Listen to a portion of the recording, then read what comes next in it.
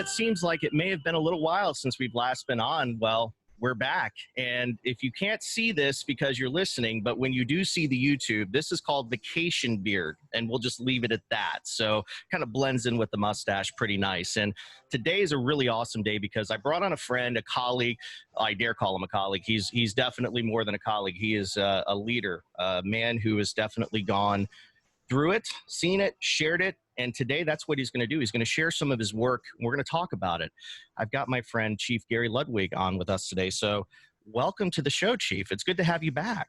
Hey, it's always a pleasure to be with you, my man. Oh man, I'm telling you, it's awesome when we get these opportunities to sit and chat. And I know they're few and far between sometimes on the phone because you go from, I think we need to White House schedule you. I think we need to have you with the handler, like we talked about. You need to have someone who can walk you through your day, basically. So how are you today? Where are you at this moment on the Chief Ludwig schedule?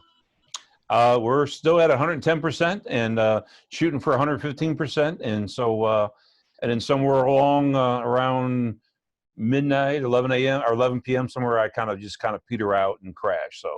Well, I think I almost texted you last night at like 10 my time and 9 your time. I'm like, I know he's going to be up. And I think I did actually. I think it was closer to 11 or midnight my time. I'm like, okay, we're Central Time. He's an hour behind. Is it good or bad? Where's he at on the spectrum of being able to call him? And then you're right. You and I are like creatures of habit. We don't sleep a lot. You know, we don't do that, which is probably not good for us, obviously, but we definitely stay busy or engaged in something at all points. And being on vacation last week, I'll tell you what, you go a little stir crazy when you're at the house and you got to find things to do. So I've been working on little projects here and there, trying to help out the wife where I can just to stay engaged. Yeah, should we say your forced vacation? So, well, yeah, I mean, if you want to call it a forced vacation, it wasn't out of discipline. Let's just say isolation. No fault of your own. No. It is what it is. Isolation is a good word. Yeah. Quarantine, maybe. Well, I mean, quarantine's a word too. Yeah. I mean, it could be both. Lessons learned and we move on. And, it's Through no fault of your own, I might add also.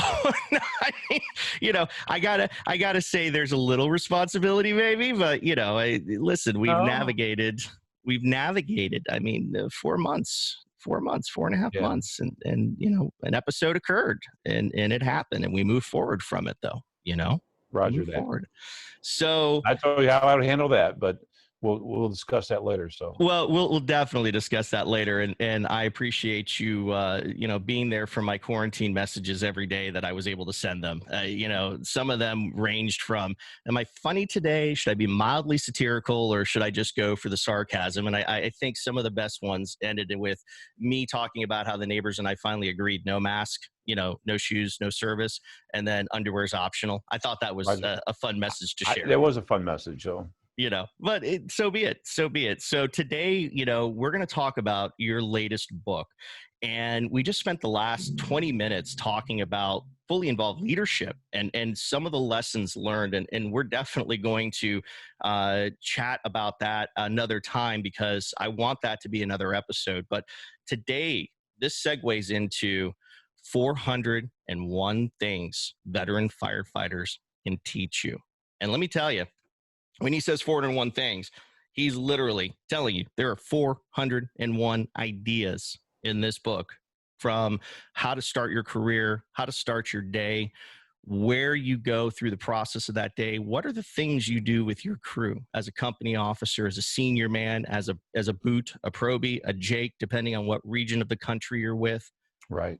I read through this book and I picked some of and trust me when I tell you, I could have picked every one of these 401 things. I mean, even the things that didn't apply to the construction of my area, right? Or some of the tactics we deploy, I could have picked every one of these things to talk about. But I picked some of the things that really resonated with me and some of the things that I find are already being taught, especially by me in school if I'm teaching a class, or things that need to be encouraged to firefighters out there where the messaging should be, hey, there's something in here for you, whether you realize it or not. And on Amazon.com, I rated this book and I said, this should be a manual for future firefighters, okay, as well as future leaders. This is something that everybody needs to have.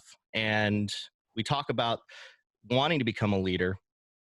We talk about the steps we need to take to become a leader. And this right here, there's nothing wrong with reading a book like this that has veteran firefighters, officers, Jake's on the ground talking about the senior man again. These are people that put their time in this career, shared the value, the experience, the good and the bad. And here they are today giving you their knowledge. That's mentoring. Exactly. It is.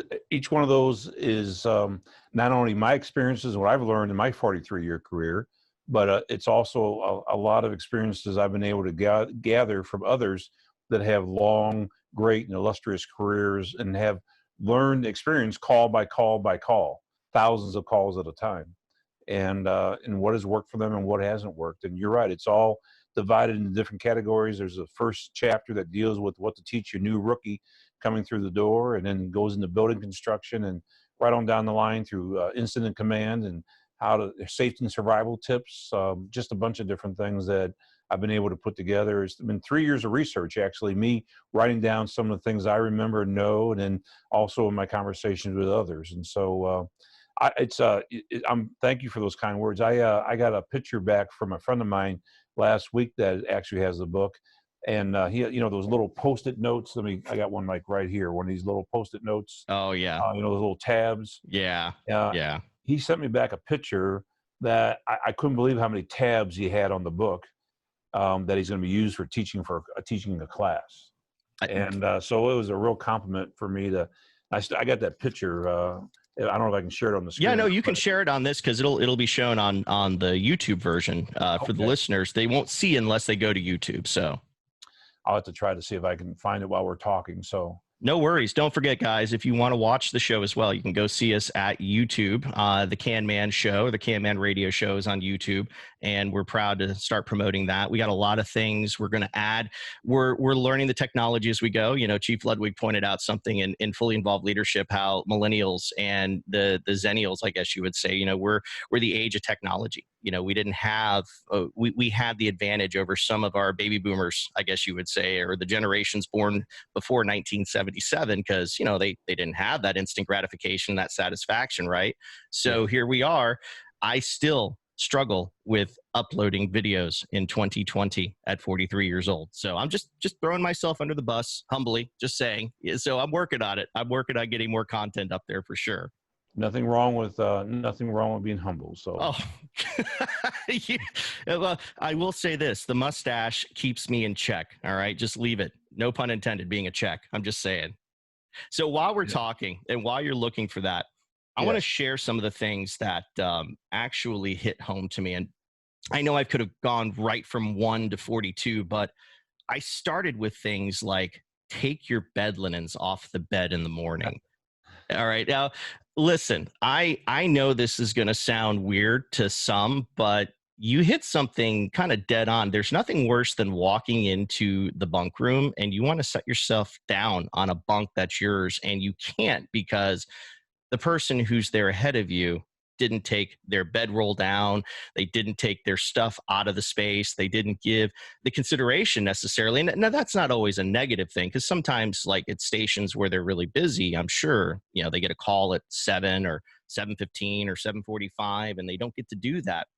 But Admiral McRaven, and I'm sure you're familiar with him. He was a Navy SEAL and a commander. He was the admiral of the Special Operations Commander, the head of the Special Operations Command, if I remember correctly. In his speech to the University of Texas, if I remember right, he talked about the importance of simple things. And one of the things that kept people like him organized in the morning, one step he took always upon waking up was first make your bed. And that is so simple. It is. It's just absolutely simple. And, it's not about, it's the simple things define the character of who you are. So if you're not making your bed and you're not taking your bed linens off, you're not doing those sort of things, what you're doing is, you're talking about the character of who you are. And then you're sending a message to the other firefighters of your character. By the way, it says here that the host has disabled the participant screen sharing. If you could open that up for me, I can share that picture, by the way. Yep. Give me 1 second, and we're going to, all right, try that now. How's that? And I didn't mean to digress off of what you were No, it's saying. good. It's a good point. Well, I want this to go up because it's an important visual cue for those who might be interested. Um, to me, I utilize, and this is going to sound contradictory, of course, but wow, okay, yeah, that guy, Is that it? Can you see that green, picture? green and pink and yellow and blue. He's got them all tabbed out. Okay, so Okay, yeah, so that was I was amazed at how much he had tabbed out. So wow. All right, I think I might have to do that now. Once I can get yeah, back in the classroom, I think that would be awesome. so I thought that was that was pretty cool of him to do that. So Well, you know what? That right there is obviously a pay or show of respect, I would say, to the work that you put into this book. Um, Moving into another avenue, and Chief Mark Bashore and I had this conversation about 3 weeks, 4 weeks ago, actually, and it was about our First Amendment rights and some of the things that we often forget, especially now in the age of social media, and where our brothers and sisters are out there. And don't get me wrong, we're frustrated at times. We're seeing a lot of changes in our society that are definitely concerning. You know, we're seeing a lot of issues that we want to be vocal about, right? We want to be able to share with our family, our friends, and social media seems to be that outlet. But here's the problem. Sometimes we go too far. And when we go too far, we we definitely compromise our integrity. We compromise our ability to maintain employment in the fire service. So do not end your career. And I paraphrase this because you brought into the realm, you know, Twitter, Facebook, everything, Instagram. Do not end your career on social media. All right, that's number 44. And like I said, every page I turned, it was like, man, I could use this, I could use this, I could use this. But I think that, that's an important message to send to the firefighters, to our brothers and sisters out there who are frustrated and want to use that platform. yeah, I so you know I Dave Statter, who's a friend of mine. I don't know if you know Dave out of the Statter Washington State. 911, if I'm not Statter mistaken, right? 911. Yep. Yeah, and Dave coined the phrase, and I think I got it right. Suicide assisted. Let's see, social media assisted suicide. I think that's what he calls Mm-hmm. it. So, Mm-hmm. and yes, when you get on Facebook and write things that what I have seen in the past, and especially as we've gone through this national dialogue about race and all those other things, and what I've seen some people write, I'm just appalled at, quite frankly, that we would have people in our profession that are about taking care of people, and then they write the things they write, including what we've documented is 18 different fire chiefs that have written something on Facebook or posted a picture or done something else. Doesn't include even all the firefighters who wrote some of the things they wrote. And Mm-hmm. you know, so you can't be in a profession that cares about people and then write to some of the things you do. And if you do write them, you know, you're subject to, you know, committing suicide with your career. Yeah. And a lot of those fire chiefs that I just talked about have been fired by their communities because we are held to a higher standard, and we should be held to a higher standard. If we're in the profession of taking care of people and doing the things that we're supposed to do and going into someone's home at 3 o'clock in the morning, we should be held to a higher standard, and we should be in a profession that's about taking care of people, regardless of what they look like or what their beliefs are, or the religious beliefs, or whatever the Mm-hmm. case might be. We're Mm-hmm. not there to judge. We're only there to take care of people. And that's what we should be about. And going out on Facebook and writing some of the things that I'm aware of is just suicide, as I write about in the book. Yeah. And, you know, and again, I'm going to use Chief Bashore's example. Mrs. Smith doesn't care what your political view is at 3 a.m, nor does she care or want to see it in general. Okay. And so you put it in another aspect. When you're on the clock, you're there to serve the community. All right. And when you're off the clock, you're still a representative of that community. All right. So you have to remember people know where you work. We broadcast that all over social media. There are plenty of people out there that'll post their likeness and their shirts. And, you know, I have no problem sharing my experiences on Facebook at times. I'm very cautious about what I share because I know that HIPAA and various other issues can always come into play. So a lot of what you see on my Facebook page, and I think you've seen it, it's stuff that my wife posts, which is really satirical and sometimes like, oh, wow, Binky's talking again. All right, let's see if we can just go ahead and for a moment. But I also like to post things that are relevant to me or relevant to our community for the betterment, you know, and for obviously, you know, in Charleston, for instance, you know, Ryan Pennington posted the other day, we lost a young brother, 27 years old. Yes. You know, those are the messages we need to share. These are We the do, and messages. it dovetails into my message as IFC president. If you don't feel well, don't make it your farewell. Amen. We had 2 deaths last week. The young firefighter paramedic there in Charleston, Yeah. and it just breaks my heart when I see the pictures of him holding his young child, and knowing that young child's not going to know his father. And then there was a 50-year-old firefighter in Georgia that died of a heart attack on an accident scene. Um, and this is the number one killer of firefighters is Yeah. heart disease. And so many of them will complain of not feeling well, or there's something wrong, or something's not right prior to the cardiac event, even hours ahead of time. And so it's so imperative, and that's what my message is if you don't feel well, don't make it your farewell. You need to speak up. And if you're the person in the station, you need to just say, don't go back to the bed hall and lay down. Don't go home. You need to take care of them. We wouldn't treat a patient who walks into the station like that. They No. say, I don't feel right. You wouldn't tell them to go back in the bunk hall and lay down, or go home and lay down. You wouldn't send them home. You would deal with them. You at least take their vital signs. You at least take an EKG. You would do something. And we got to treat our firefighters the same way. And so is again, all these things I talk about that in the book. You And do. You do. it's so important. But, going back to the other thing that we were just talking about, um, during this national dialogue on social justice and all these other things, we as firefighters need to realize we are here to take care of people regardless of their beliefs, regardless if they're protest or whatever the case might be. We don't judge. We should be taking care of people. That is our role, and that's what we should be doing. And it's so important that we still uphold those traditions and honors of service to our communities when we do that. Absolutely. It's the oath we take: first, do no harm. Just no different than what a doctor would take. An EMT and a paramedic recognizes that oath. In fact, if I'm not mistaken, chapter 1 of pretty much any EMT or paramedic book discusses ethics and discusses the role we play in the community. Mistakes. My gosh, I'll raise my hand first. I am the king of mistakes. You want to raise both hands? Do you want to do jazz hands? I don't Jazz have enough fingers? hands to raise. That's okay. All So the mistakes I've made. I'm going to have to be honest. I screw up every day. I make mistakes all the time, and it's okay. And these kids come in, and number 54 expect to make mistakes.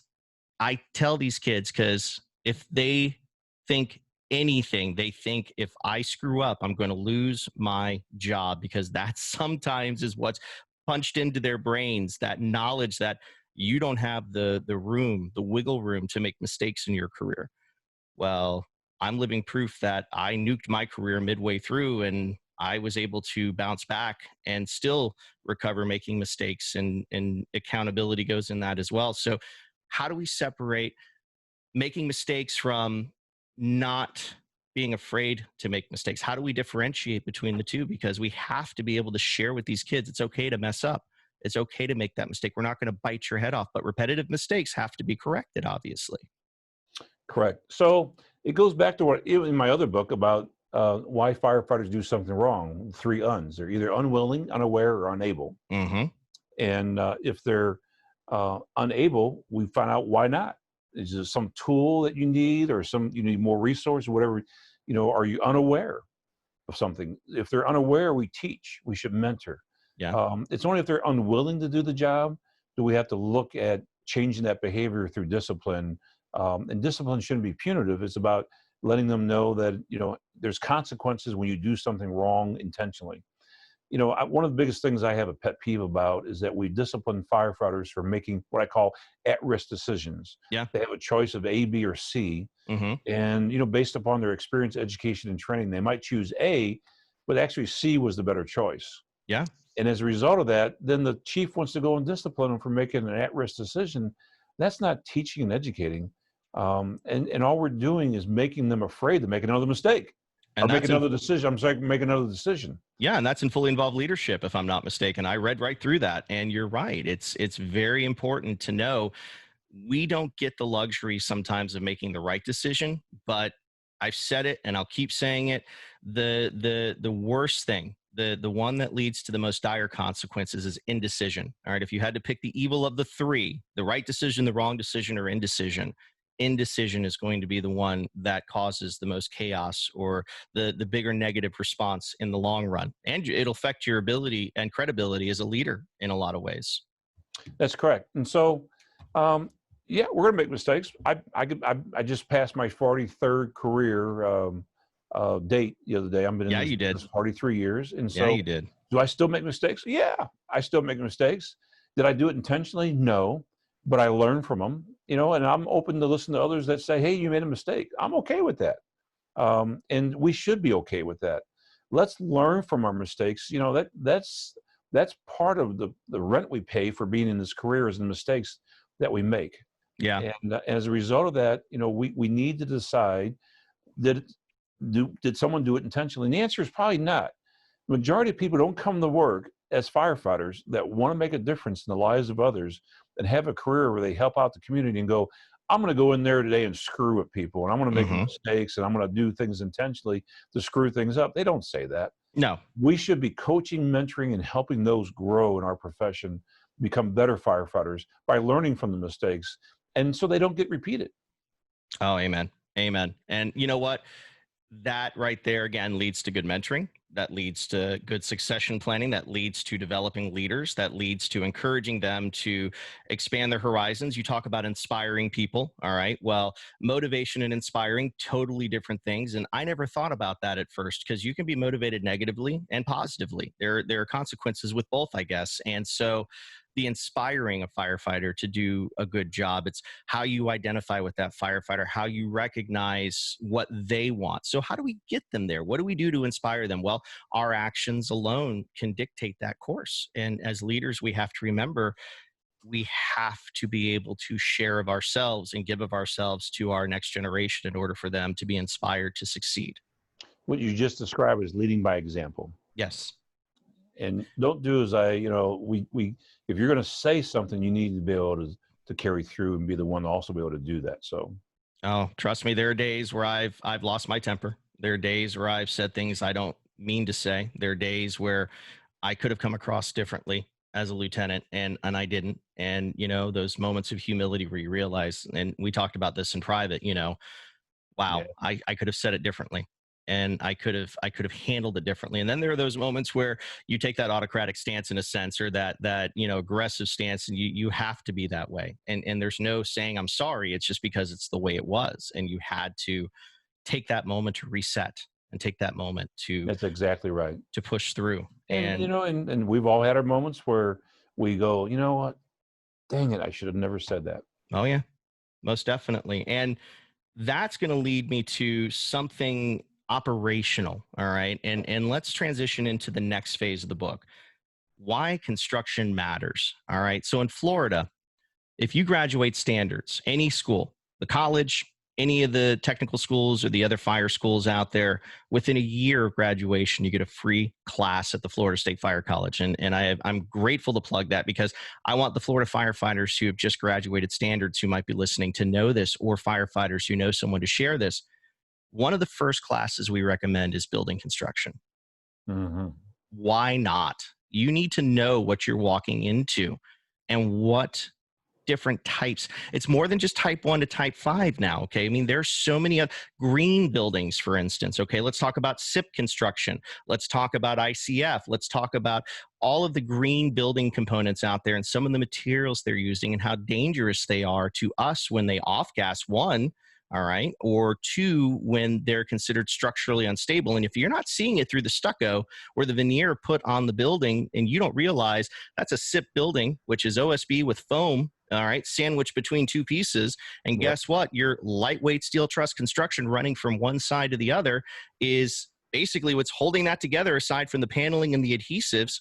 You're not going to realize that critical failure is going to come faster when that fire condition changes, when that smoke condition changes, and you're not paying attention to it because you didn't know what kind of building it was. When a doctor goes to medical school, when they first go to medical school, their whole first year is dealt with anatomy, Mm-hmm. understand and know the body. And look at our profession. This is the enemy that's hiding inside this building. Why would we not know construction and how fire behaves on the different members of that building, of the structural members of that building, and how it's going to behave to that fire? We're no different than the doctor who has to go. A doctor doesn't just go to surgery school without understanding the mechanics of the body and how it functions.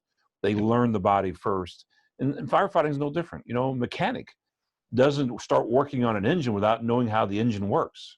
Hmm. They go to mechanic school and learn how all the different components of the engine work, and how they all function and how they interrelate to each other.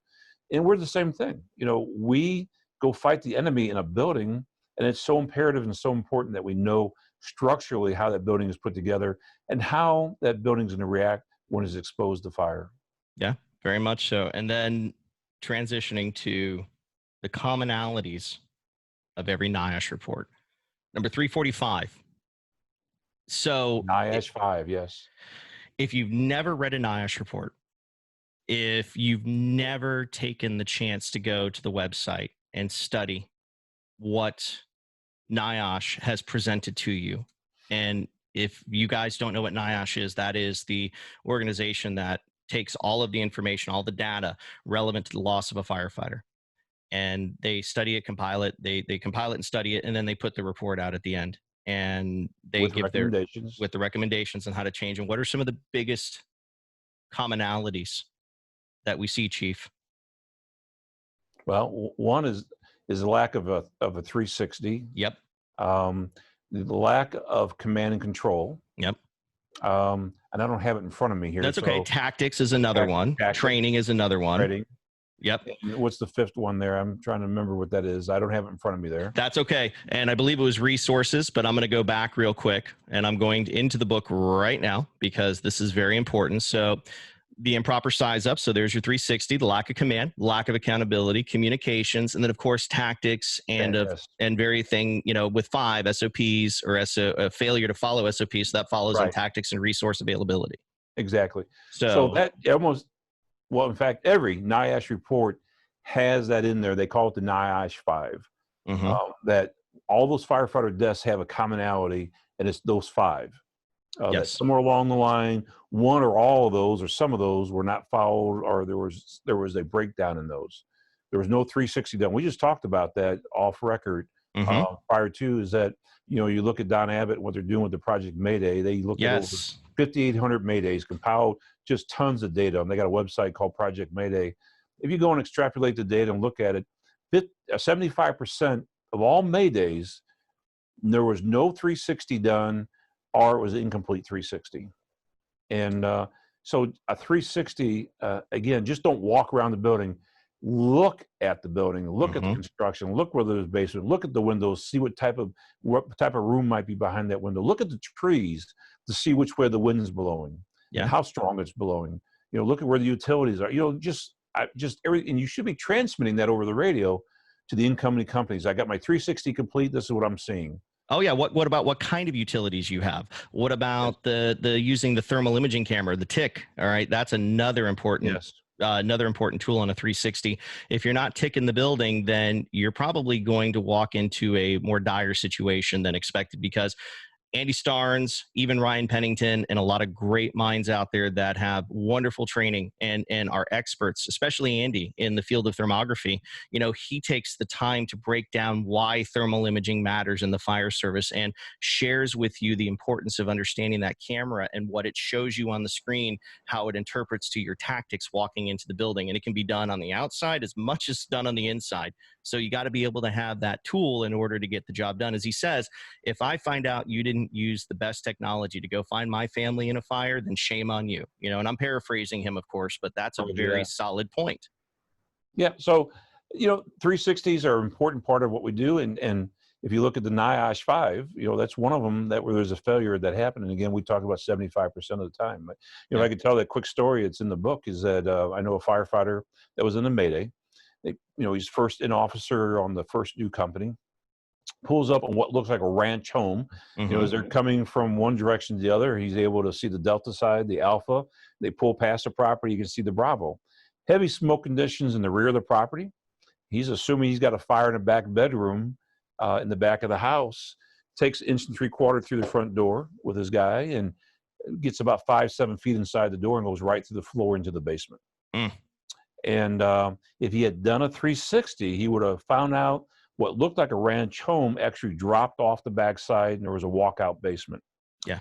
and the fire was actually in the basement, and the smoke conditions that he saw were coming from the sliding glass door. Mm-hmm. You know, the proper tactic would have been to stretch that 1.75 inches around the backside and go through the, you know, that basement door. But instead, he walked in over that fire, went through the floor into there. It took him about 7 minutes for them to get him out with a RIT team, and the guy who was on the line with him actually burned his hands when his gloves came off as he was reaching in trying to pull him up out of the basement. So, simple procedure, doing the 360 would have shown him that that fire was in the rear in the basement, and proper stretch around the backside would have been the proper way to go about that. So, again, the NIOSH 5 is, you got to understand what is killing our firefighters out there, and that NIOSH 5 talks about that.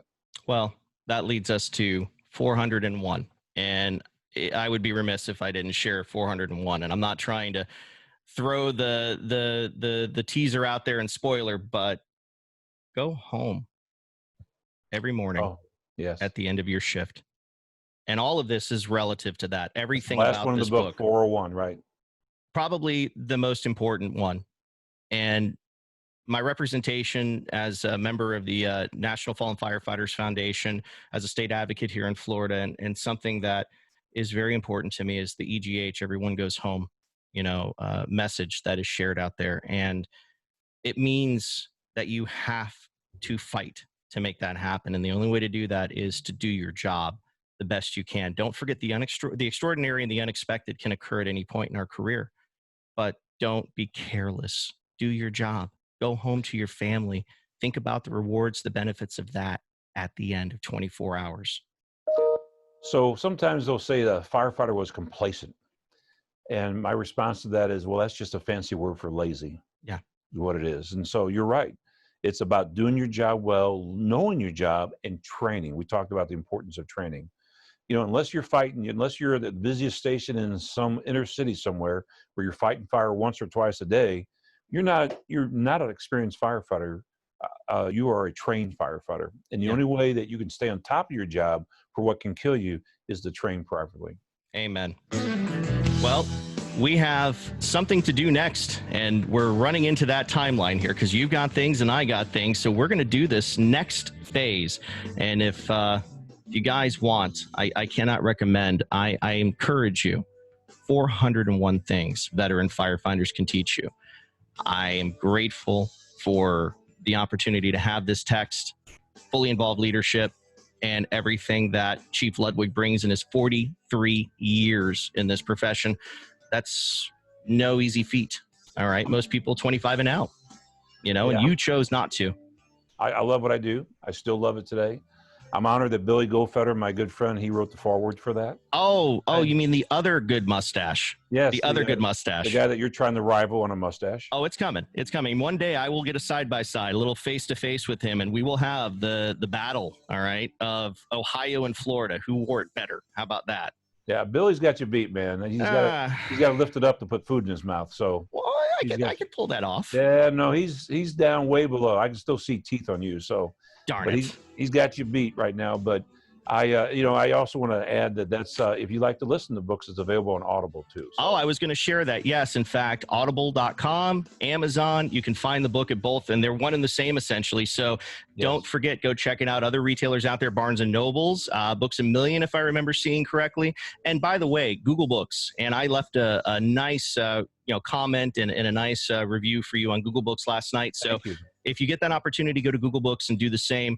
Get this book out there. Use it as a guide. Use it as an opportunity to grow and teach the new guys, the middle of the road guys, and even the senior guys who might not remember all they were taught in standards and maybe need a refresher in something. So thanks, Chief. We appreciate you. How many people I'm hearing from that they want to get the book and give it to one of their new guys or gals, I should say, also that are coming on the job. So, well, this is what it's for. This is what's called mentoring, paying it forward, and giving back. So that being said, guys, as always, keep your head on a swivel. Look out for each other. Take care. We're in some crazy times, but you know what? We'll navigate through the hostile waters and territory, and we'll come out on the other side stronger than ever. God bless. We'll catch you on the flip side.